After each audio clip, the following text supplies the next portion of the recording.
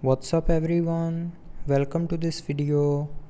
In this video I will show you how to fix if your Galaxy S25 Ultra is not turning on. So to fix this issue, first of all connect your charger.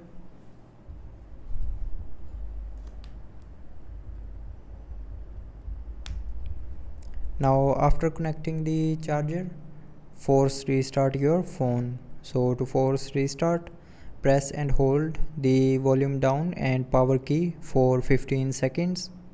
And when you will see a Samsung logo on the screen, then your issue will be fixed. But if it doesn't fix your issue, then the next solution is try updating your mobile software. So to do this, open settings, scroll down to the end and click on software update, and then click on download and install. Now here, if you have any pending update of your phone, then update your mobile software to the latest version. So updating your mobile software can fix small software glitches. So I hope it will fix your issue. Thanks for watching.